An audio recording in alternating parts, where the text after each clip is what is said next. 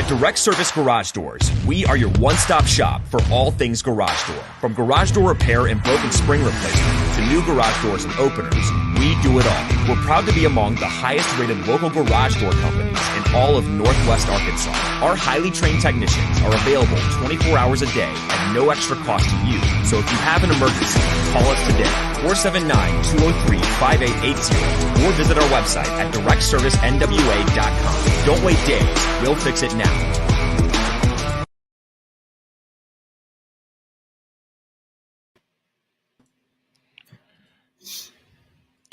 All right, welcome everybody, or I should say the ceremonial. Yo, what's going on, Arkansas Razorback fans? Welcome to Hogville Net YouTube Live. We do appreciate you guys for tuning in, watching. Make sure you like, share, subscribe, all that fun stuff. Dudley Dawson alongside me today. We're kind of doing this off and on thing where 1 week we have Dudley, next week we have Otis. I kind of like that. That works out pretty well. Dudley, how are you doing, sir? Doing good. You know, had surgery a couple weeks ago, had the flu this week, but I'm getting there. You know, we all are a little banged up at this point. Every one of y'all. I'm waiting on it. I told my wife I'm probably next. I don't know what's going to happen. But you have the benefit of being the youngest one. So. Yeah, young-ish is some of my some people in my Tuss Talk with Ty Discord would remind me. Young-ish. You and I were talking before we went live. My Rams taking on your Cowboys. Really quick, because I know we have Cowboy fans in the audience. I think there's a couple of people that watch me that do like the Rams, but this is an overwhelming Cowboy area. What are your thoughts on that game really quick? How you feeling? Well, I certainly had going into the season that as an L for the Cowboys, even though it seems to me last time we went out there to play, we had just as many fans as y'all did. Yeah. Game. So, and that happens sometimes in Dallas when the Packers and others show up. But, you know, I'm excited about what Cooper Rush has gotten done during the interim time. I think he's been a solid quarterback, but I think it's been the defense and the play calling by Kellen Moore that have added into that mix. I do hope that when our starter gets back, that Kellen Moore will call these same plays. Yeah. Interesting situation in Dallas. Like Dak goes down and then that's just it, right? Everyone's panicking. And then fast forward, this guy is 4-0 all time as a starting quarterback. Something you told me before we went live I didn't know, which was first time ever that any Cowboy quarterback has gone 4-0. They've had some great quarterbacks, but none of them over the years, not Staubach, not Aikman, not Romo, not Danny White, not anybody has gone 4-0 in their first starts. Now, a lot of times that's because they were drafted as great quarterbacks on teams that the Cowboy teams have really sucked. You know, congratulations to him, and he has solidified himself as either our backup quarterback for the future or somebody else's starter. Yeah, that's anytime you have quarterback controversy like that, it's always fascinating, but it's when it happens in Dallas, it feels even bigger. I mean, it's, you know, because the Cowboys, and I'm not one of these like, I absolutely hate the Cowboys. There's only like two teams I absolutely cannot stand in the NFL. One of them just beat us. I hate the 49ers with a passion. I might hate the 49ers as much as I hate the Cubs. Two organizations I just don't like. But, you know, it's fascinating to see all this happening in Dallas, which is America's team. I still think that that's the case. And it's nice because when I was a kid, I mean, the Cowboys really were it, you know, and then, of course, Joe Montana before that with the Niners and Jerry Rice. And then it was years later, it was Brett Favre and Reggie White with the Packers. But it just feels kind of like a flashback. Here we are, we're sitting at 3-1, or the Cowboys are sitting at 3-1. They're off to a good start. It's been tough for Stephen A. Smith and the Cowboy head the last few weeks. They may get back into the groove if the Cowboys can't go to LA and win and then get roughed up by Philadelphia, which is certainly a possibility. But if they win those two, man, I won't be quiet. Yeah, well, if they win in Inglewood, which by the way is not, it's not that hard to win there. I mean, the Rams fans, you know, they're not. I don't know. It's not the same as when they're in St. Louis. That, you know how it is being a Cardinal fan. They're just sports fans, In LA, it's all about the fame and the glory and we're celebrities. And not saying that all Rams fans are like that. I'm just not a real big fan of LA sports fans. Now, y'all are a prohibitive favorite. We'll be lucky to score and keep you off from scoring 40. I mean, I just want to go out there and compete well and just do the best job we can. I think it'll be a game. I think it's going to be a football game because, again, I'm not real impressed with the Rams this year. They look like they have Super Bowl hangover or something. And it doesn't help that OBJ is not there. Robert Woods is gone.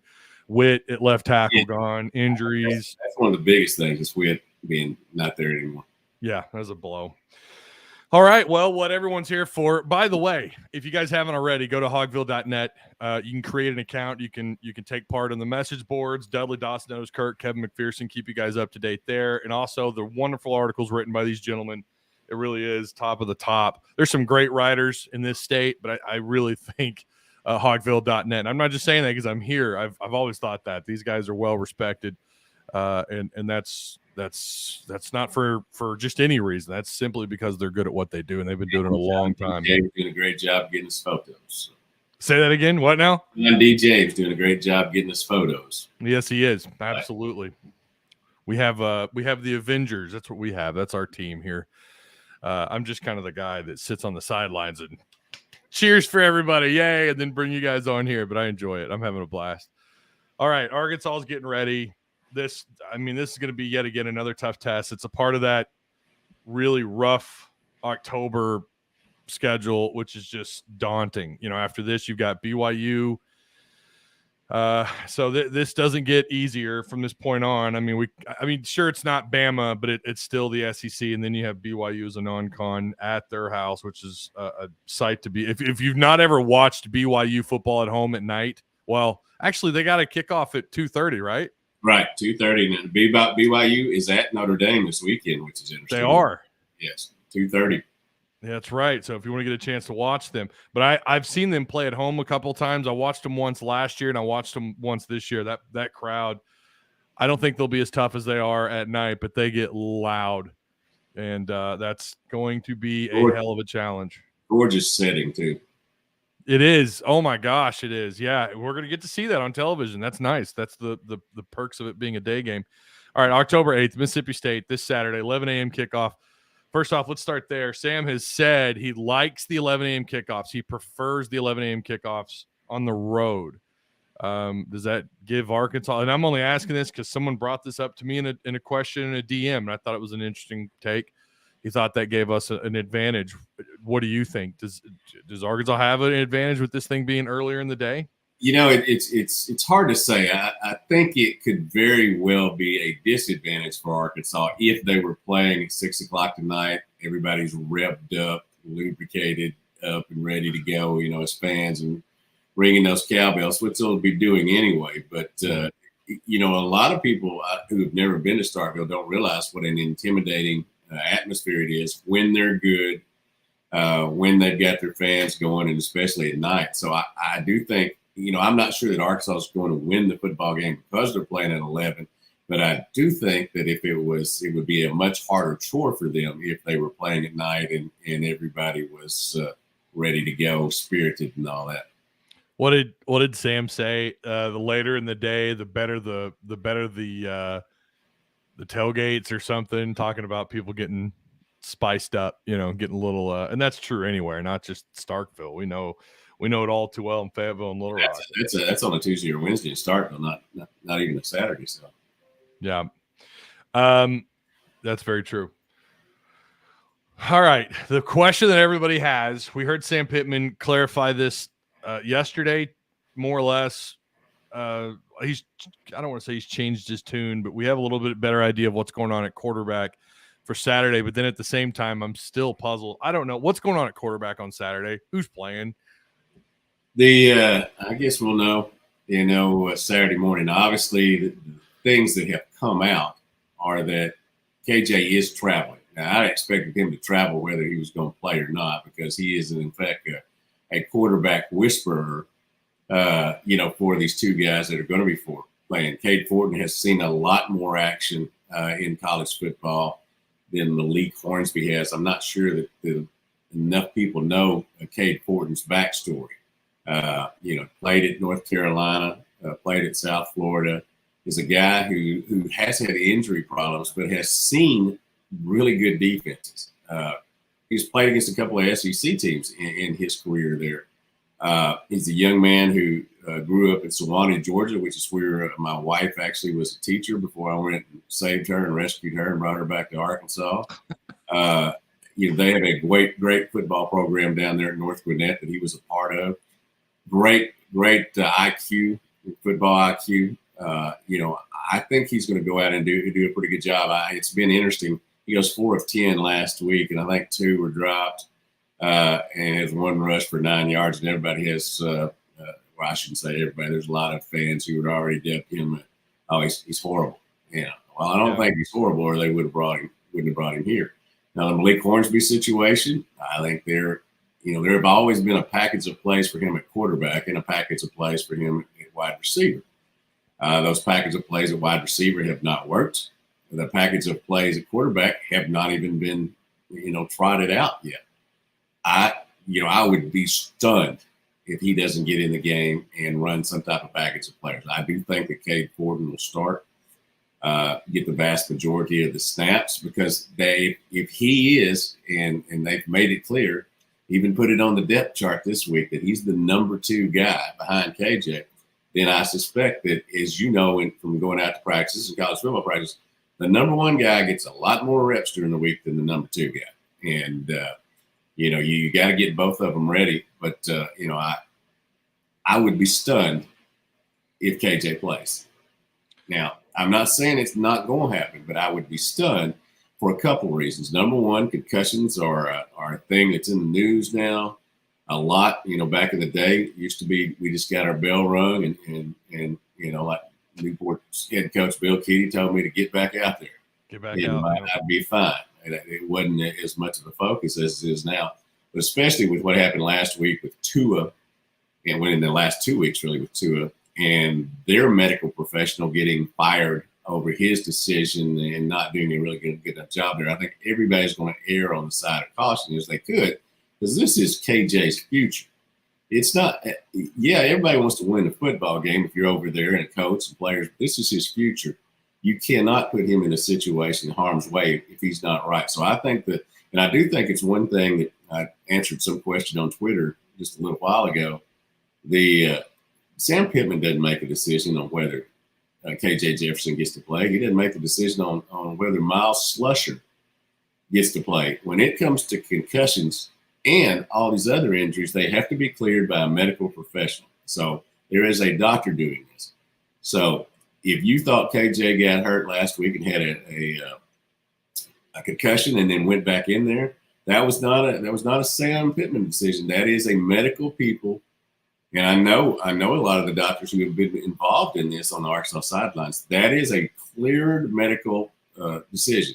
And I am, as someone who had the traumatic brain injury in 1981 in a car wreck and has lived with it for the past 41 years now, I guess, I'm very conscious of those situations. I know how I felt, how I still feel. I would say that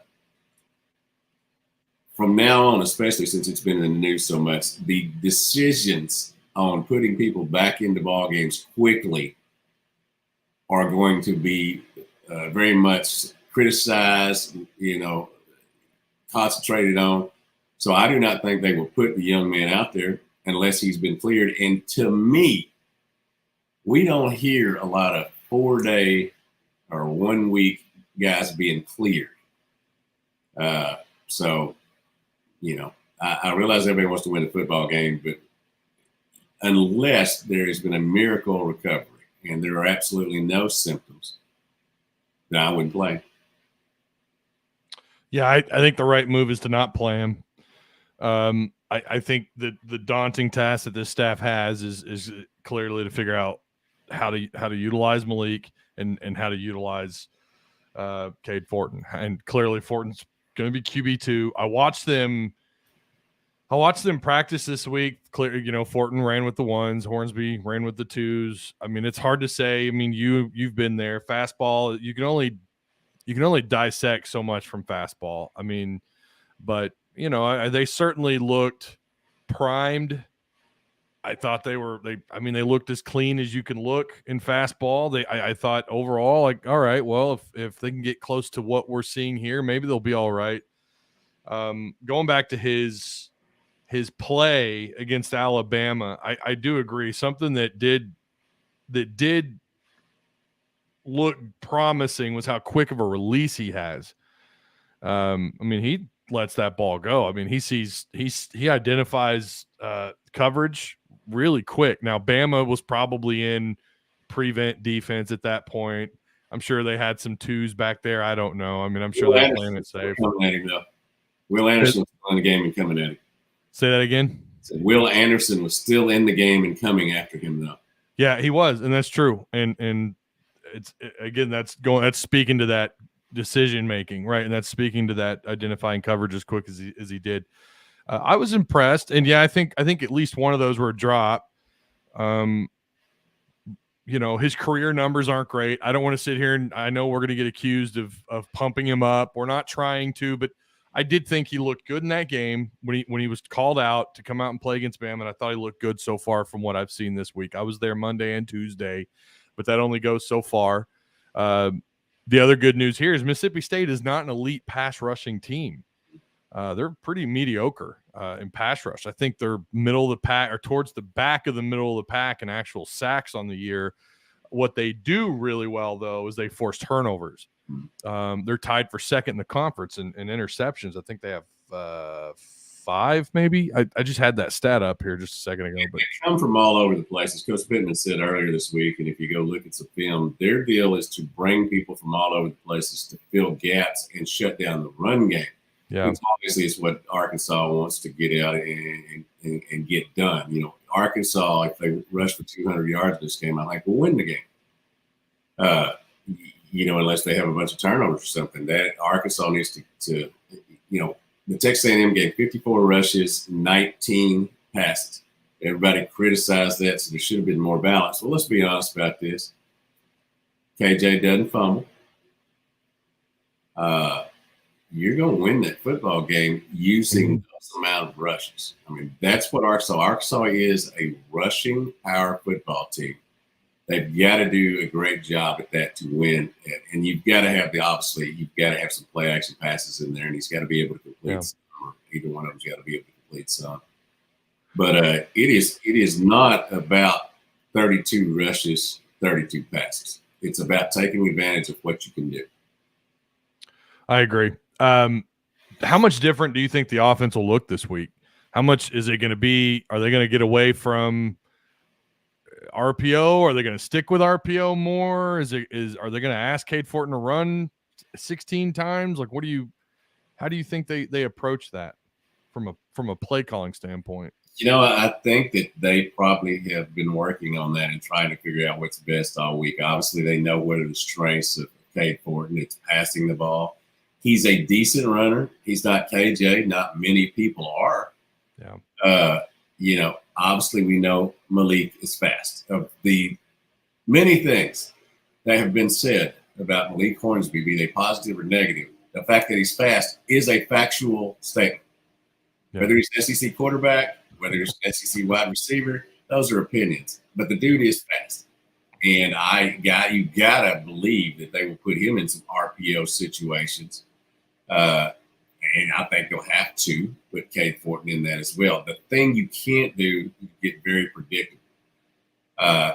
We all know that when in the past this year, when Malik Hornsby has come in the game at wide receiver, all you got to do is follow him. He's either going to get the ball or it's going to be fake to him, and you just wait and see if he has it or not. That, as Coach Pittman pointed out, has not worked well at all. That experiment, I think it's over. That experiment is over. He'll either be the backup quarterback, starting quarterback here next year, or somebody else's quarterback. I think that situation works out. But you can't get predictable. And if Malik Hornsby's in the ballgame, he can't run it all the time. He's going to have to, a little like he did at Texas A&M last year, which was a mixed bag thing. He's got to be able to at least throw the ball in some situations. Yeah, I agree. Mississippi State, too, looking at their numbers here, total defense, they started off okay. And I know they didn't play a great schedule early on, but I mean, their rush defense, and again, this is something all Hog fans, they'll look at someone, oh, well, they give up 4 yards of carries. We're going to run for 300 yards. Okay. But you still have to win the ball game. And they've shown that, we can run for 200 plus yards and still lose ball games. But Mississippi State they're ranked 41st in total rush defense. They're giving up about 118 yards per game, 4 yards per carry, 8 opponent rushing touchdowns. How important is it? I mean, I think this is probably the most obvious thing to say, but how important is it to get Rocket going again this week? And not just Rocket, but these other backs. You've got to establish the line of scrimmage. I mean, that's, you can say that about any SEC game, but especially you have to in terms of Arkansas and going into this game. You cannot let Mississippi State dominate time of possession. You have to get them off the field in third down situations. Yes. I think we all know that the defense, the success of the defense is not necessarily going to be on coverage this week. And if they're back there with the cloud with 3 safeties and 2 cornerbacks in the flats and the linebackers in the middle, it's not going to be about that coverage. It's going to be about whatever they're in, can you get the freaking ball carrier down to the ground? And that has been really the last 3 weeks has been a real issue. And that has to have gotten better. I know college football these days, coaches don't tackle in practice. They thud, whatever that, I'm old school. So, I understand, especially, this program, which has had so many injuries, I understand the reticence to do that, but you have to wrap up. And I love Bumper to death. I mean, great kid, or I guess he's not a kid anymore. Excuse me, he's probably 22, 23. But he would tell you himself that he has to do better. He's going for the kill shot a little too much, not wrapping up. That's not something that, he's been a victim of in the past. He's always been a sure tackler. Mm-hmm. But it's an epidemic back there. We sit there and watch each week from the press box. And if the first guy doesn't get him down, seems to me that it always then becomes the second and third guy who misses as well. The first guy has got to at least stop the going forward. Forward momentum. Yeah. Arrives. You can't be faked out, and you tackle with your arms. You don't tackle with your head. Yep. And the shoulder stuff, I don't understand. You played football. I played football. In high school. I know they teach that. They teach that in Kiwanis, man. Here in Fayetteville, they teach that the red squad and the blue squad. You wrap up, and you do everything you can to bring them down. A lot of shoulder tapping, and I don't get that. That seems uncharacteristic of a Barry Odom coach defense. All right, speaking of the defense, and we've got a few minutes left here. And by the way, make sure you guys like the stream, share the content, subscribe if you're new here. Copy and paste the link, that little bizarre arrow somewhere on the screen there. I think it's on the bottom left-hand corner, I think. Share it. Send it to some friends and family. Hey, Dudley and Ty are talking, and they're making a whole lot of sense here. So make sure you share the content. And, of course, go to hogville.net for free content. Defense is making some changes. Something I saw that stood out. Everybody was just, wow, they're finally doing it. Hudson Clark in fastball playing middle safety. That stood out along with something else. I'll get to that in a second. But what do you think of that? Is that something we're going to see Saturday?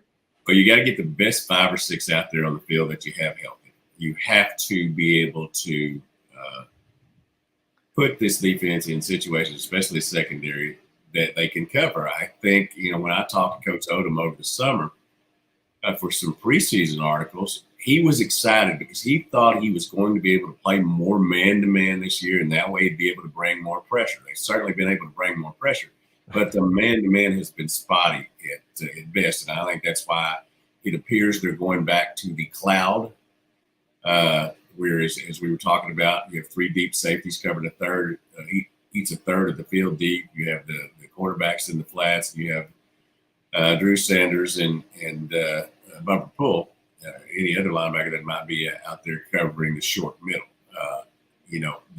Those things. The one thing I'd say about that, you will probably see another linebacker in there at times doing that, and Drew Sanders moved up on the line, because you cannot take Drew Sanders out of a rush and pressure situation or a cover situation. He's just too good up there on the line of scrimmage. So maybe you see more Poo-Paw this week, and because certainly he's got the capabilities. But I know they're set over there. They did it last weekend. They did it the weekend before. And they're trying to figure out what they can do to have a secondary that can at least give them a chance to win. And I'm not criticizing the kids individually or the young men individually, but as a group, stats don't lie when you're close to last in the country. Yeah. Listen, not only are they moving Clark from, the possibility of moving Clark, obviously it's not in stone yet, but not only are we getting movement there, but then they're moving Samuel Bakke, a former 4-star who right before he committed to Arkansas dropped down to a 3-star. Yeah, tell me that stuff isn't rigged. Who was highly, this is a kid with a lot of accolades behind him at wide receiver.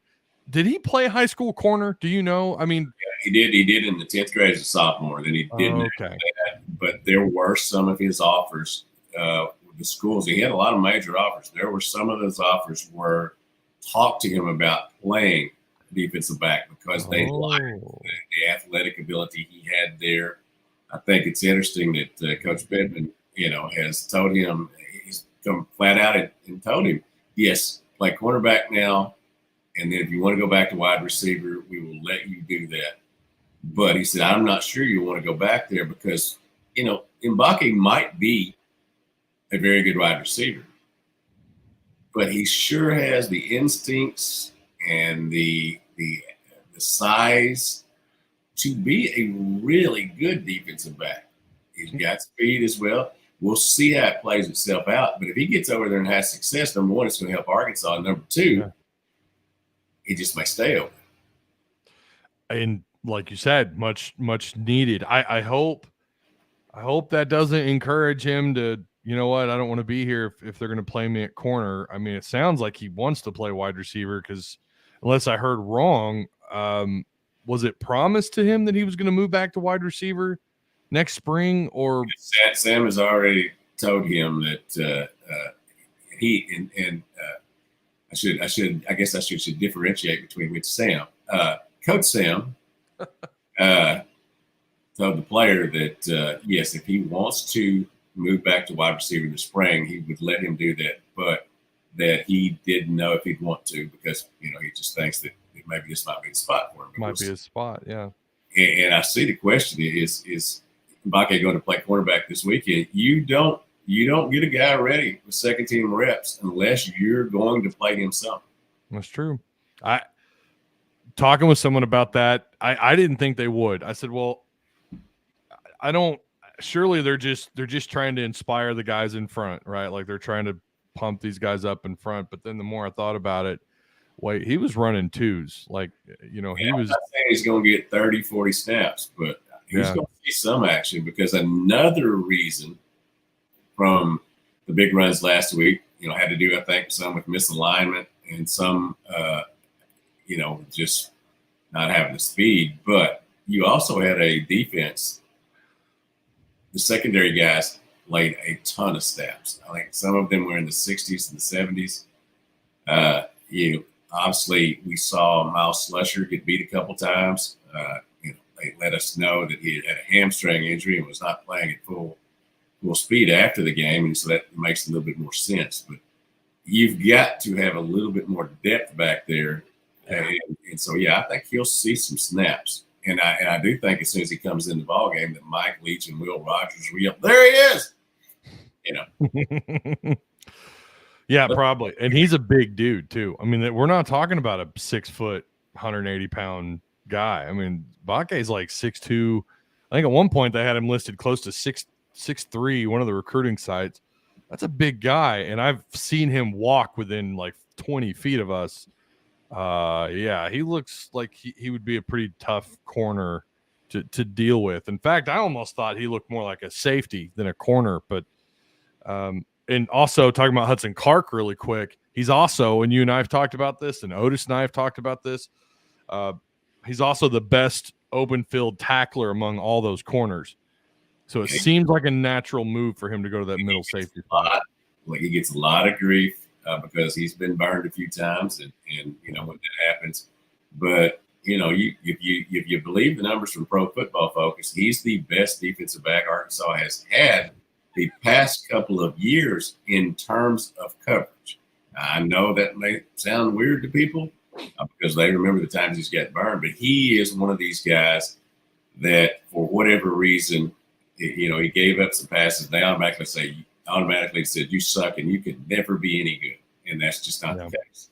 No, it's not. I've never bought in. Is he a liability in man coverage? Yeah, but you could say that about this entire secondary because they admitted that man coverage. Sam Pittman admitted this. Man coverage has been a bit of a problem this year. They just don't have the speed. You lost Ladarius Bishop, who was one of your faster guys on defense, just in terms of 40 speed and just game speed. He has it. And now he's out. And not to mention Greg Brooks and Joe Fouché.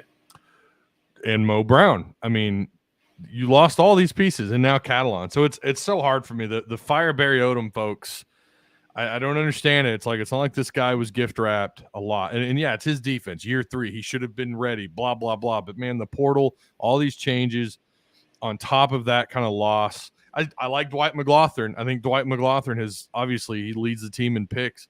I think he's looked really good for them when he plays.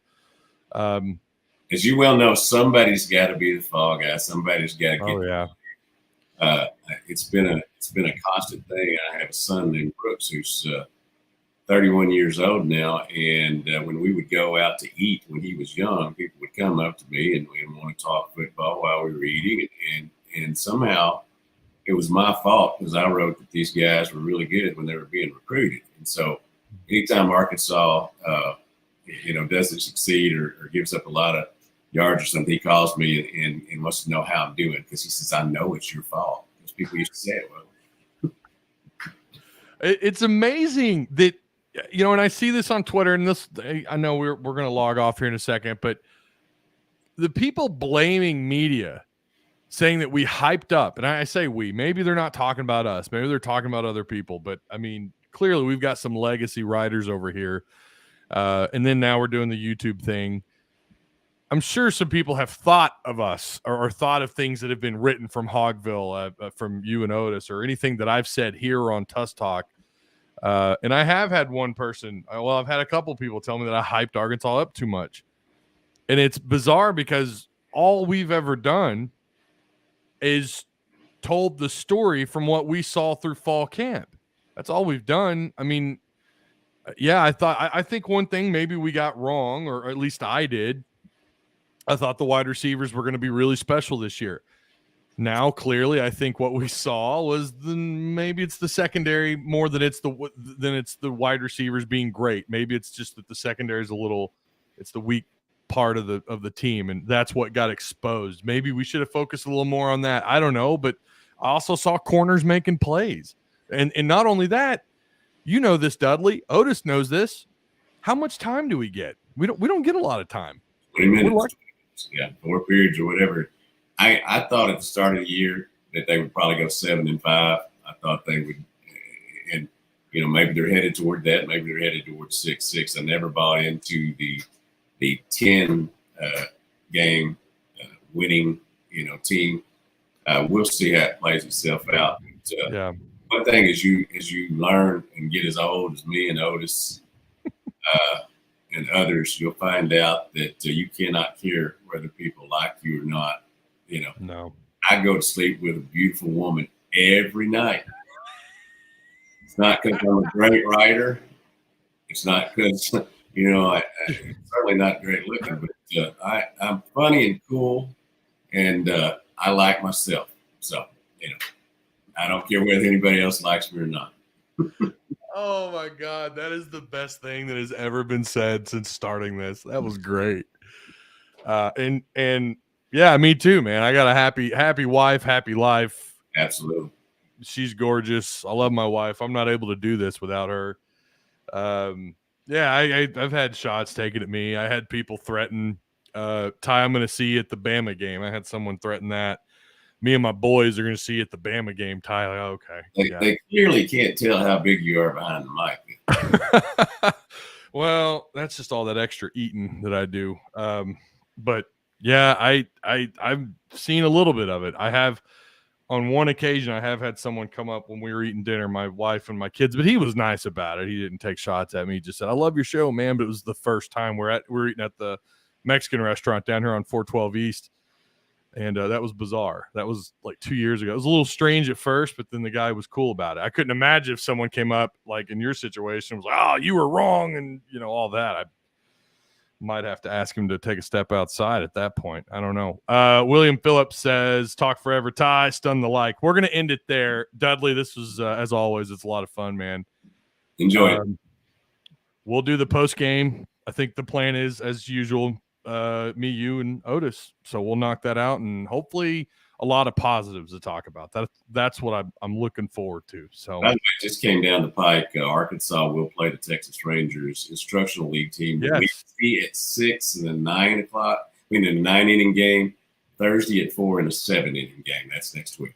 That's going to be that'll be interesting. So yeah, Dudley will have that covered for you guys. Again, hogville.net, all free. This place is free. You know that. YouTube's free. Like and share and subscribe. Go to hogville.net for all the latest and greatest from the greatest. We will see you guys. Well, I'll see you guys on Friday. Tuss Talk with Ty will be live tomorrow, but then Saturday here on Hogville.net postgame. Thanks a lot, guys. Go Cards. That's right. Go Cardinals.